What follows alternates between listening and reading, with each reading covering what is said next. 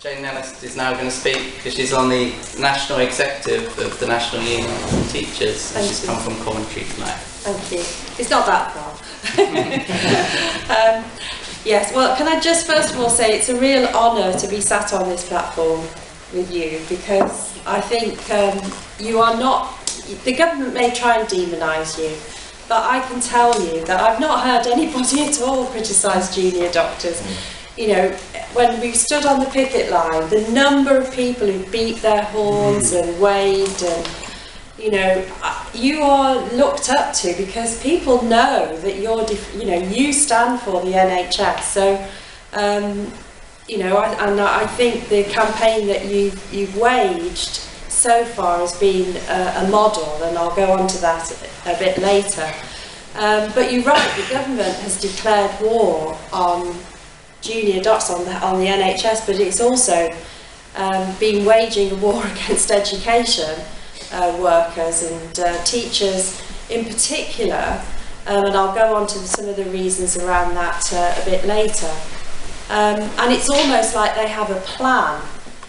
You know, they've got a bit like the miners' strike, when, you know, when the government went on the assault against the miners, there was a clear plan on how to attack that trade union and the and destroy the coal mining in our communities.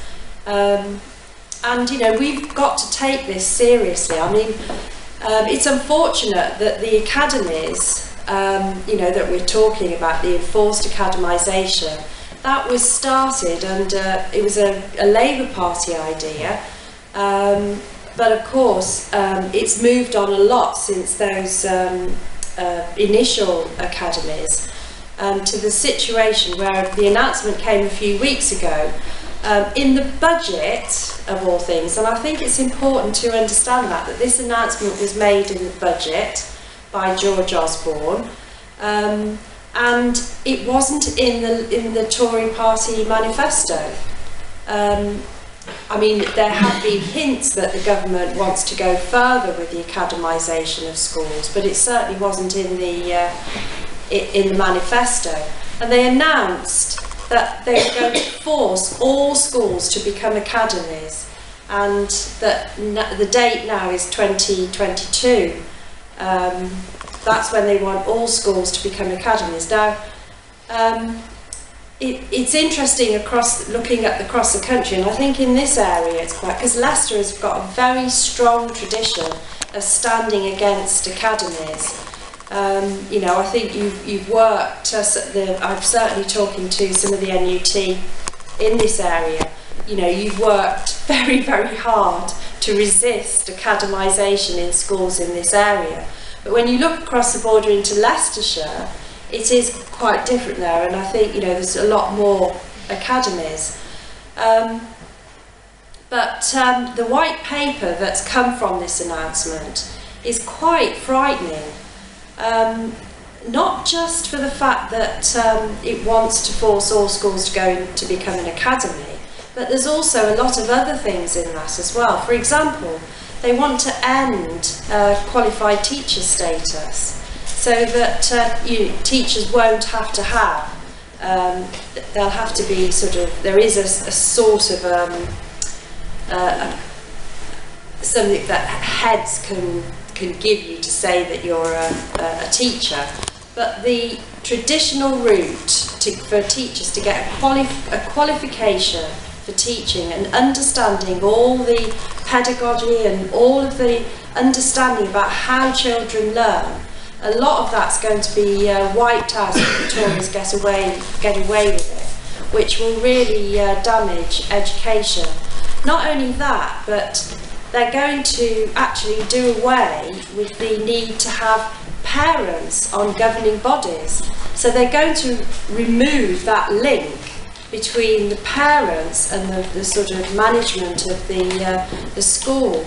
And that's really very worrying. Now, it would be fair to say that there are a huge number of issues in our education system at the moment, and I think, you know, it could be a sort of like the same as what May was talking about. There's workload issues, huge workload issues, where you know, you look at the hours that some of our members are working, it's horrific, where, you know, women are putting off having families because they just couldn't envisage how they were going to manage doing the workload and having a baby, which is leading now to shortages of teachers. And there is a real worry now about the shortage of qualified teachers. I think this is part of the government's drive, to be honest, you know, to destroy this notion of having qualified teachers, that teachers will just come in for a few years and then move on to something else. And so it's all sort of part of the plan which we have to resist. School places are a huge issue as well in some parts of the country, where, you know, it's estimated, I think it was a headline in the Observer on Sunday, was 10,000 places short. And in, you know, in some areas of the country, families can't get, especially primary schools, they can't get places near their homes. So they've got to, you know, sometimes do 2 bus rides to get their children to their school because there's no local school places. And this hasn't just happened. I mean, you know, you have to understand that the data about school, you know, about births of live births of babies, they know that they're there, and they know they've got to plan for those children when they go into primary schools. And they just have not done that. They haven't built sufficient schools, they haven't provided those facilities. So, you know, we have a real chaos with that. And funding is the other key issue, which I'll go on to in a little while. The big issue, though, I think for a lot of teachers is about the accountability and the testing. And that's becoming a real issue for parents as well, because our schools now are more like exam factories, where, you know, the children are sort of like little widgets and they just go through being fed information, and then they take tests at the end of it, and, you know, the school either gets a good result because they get the good test grades, or else they're found wanting by Ofsted. And it's today there's a piece in the Financial, I don't read the Financial Times, I have to say. A, it's too expensive, but there's a bit in the, yeah, it's also very, very little print. But there's a bit today where in the Financial Times, the Institute of Directors is saying that schools are in danger of being turned into exam factories. And I think, you know, it's all coming home to roost, really, about the fact that what the Tories have done to our education system is that it needs to be overhauled. The education system needs to be overhauled radically to cope with a workplace where robots and computers are playing an even greater role. So basically what it's saying is that a lot of this method of teaching, of giving information and just remembering it and being able to sort of do a test, is not what workplaces need now, because computers can do all that. So what they need is critical thinking. They need children to problem solve, and that's not what that's what we want to teach them. That's what our curriculum would be. But what the government dictates to us is a very knowledge-based curriculum. So we have, huge problems already within our education system that we have been fighting and campaigning against.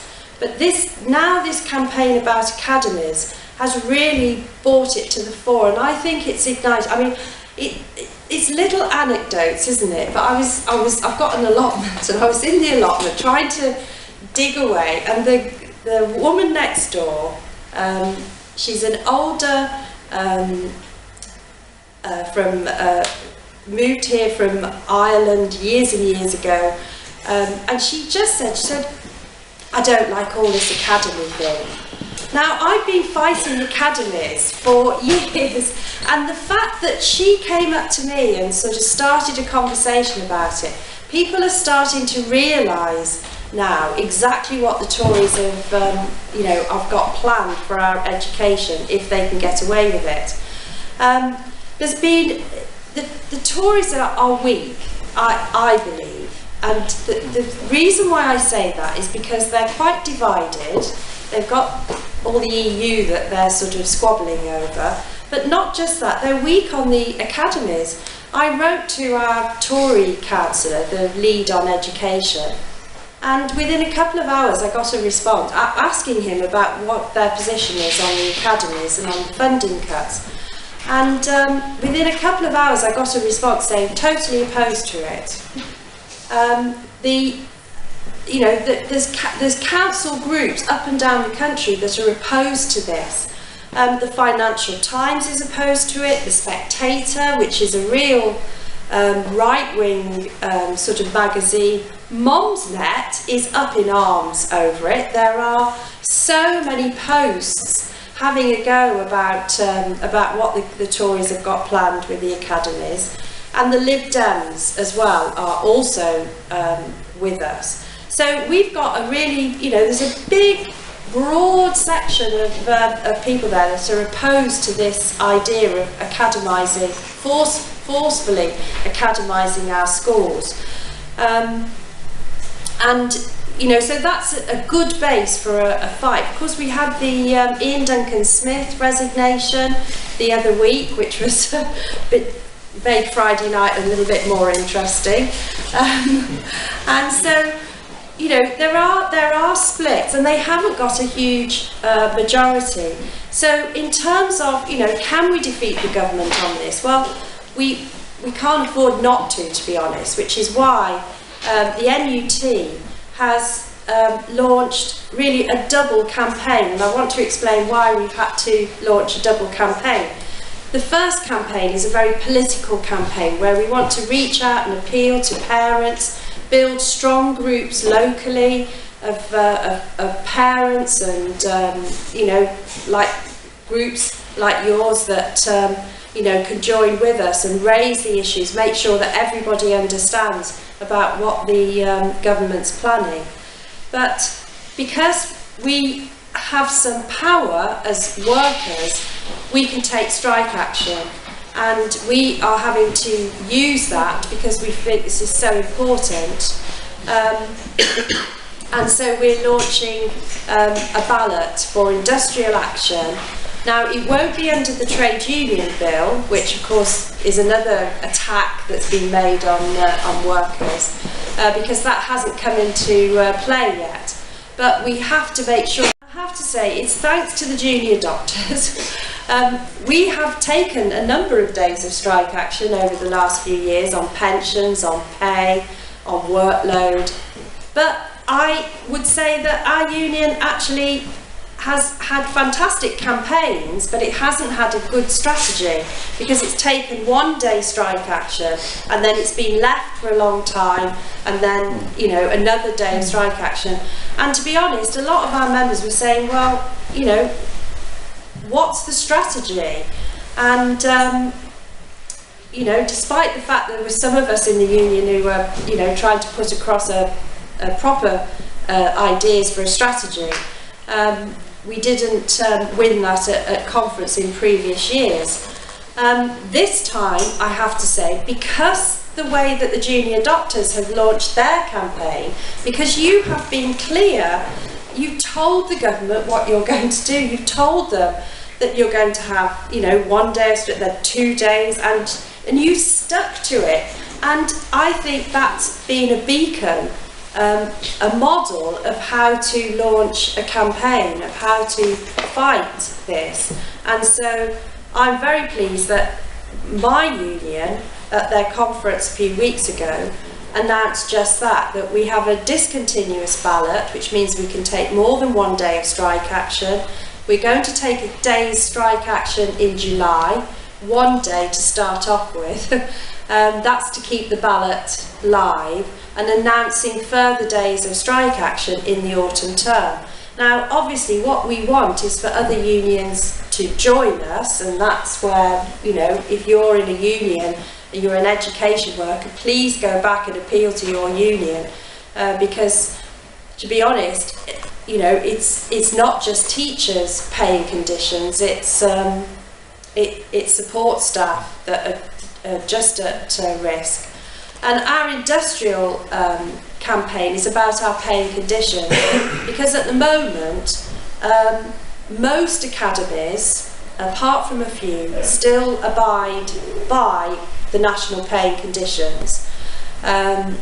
In terms of both our birth, which covers sickness and maternity and some of those rights, and our pay and conditions, which we don't actually bargain with. We don't bargain with the government. We've got a school teachers review body that dictates our pay. But even so, we've got national pay and conditions for teachers in every state school.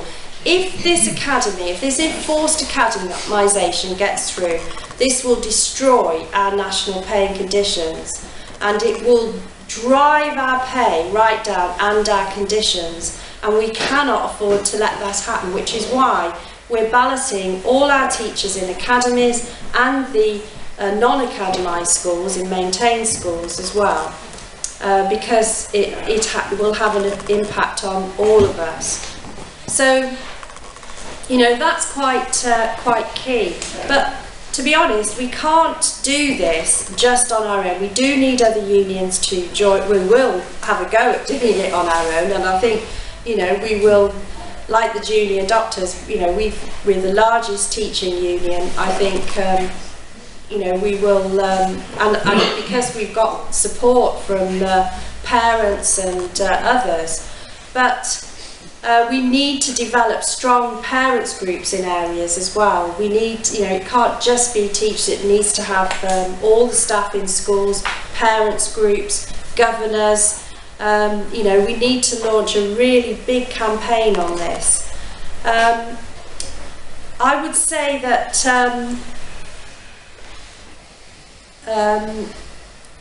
you know, in terms of the other big issue that's impacting on schools is the funding cuts.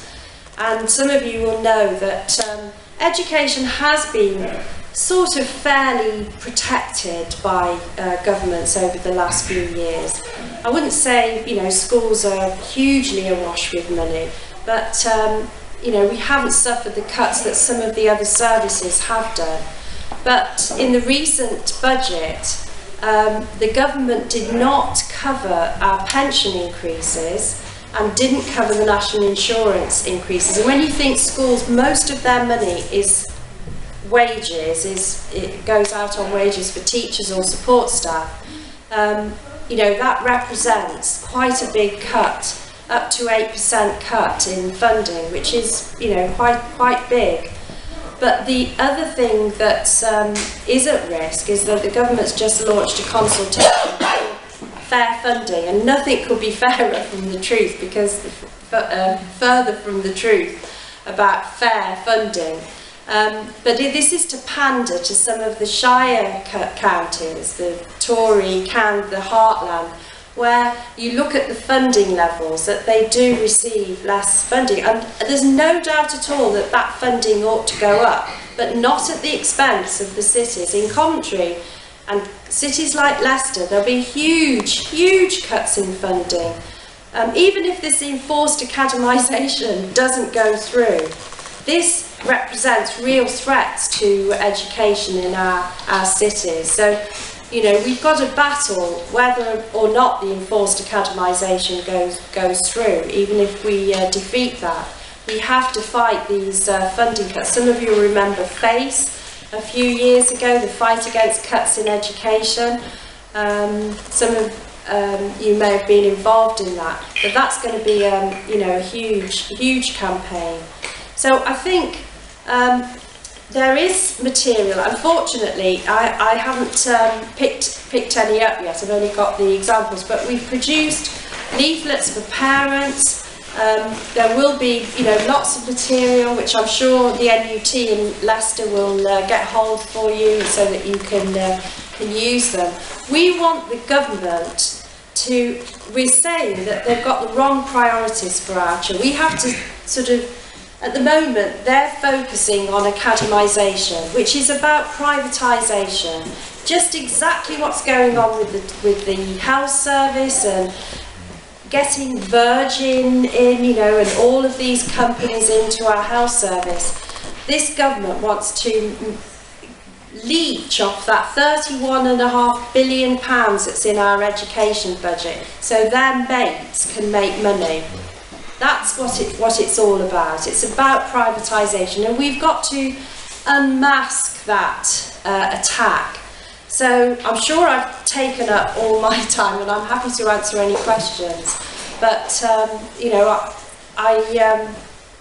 this is going to be a battle to save our schools, to save our education system, because otherwise, if we don't, it goes back to the sort of days where, you know, children, well, I wouldn't say, you know, we're going to start seeing people being charged for education. I mean,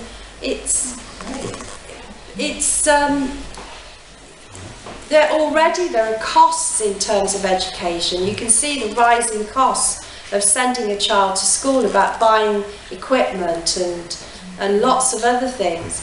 But, you know, the Tories want to ensure that all our public services that we have fought for over the years are opened up for people to make money out of, and we've got to stop that. So thank you for listening to me, and I look forward to the battle ahead.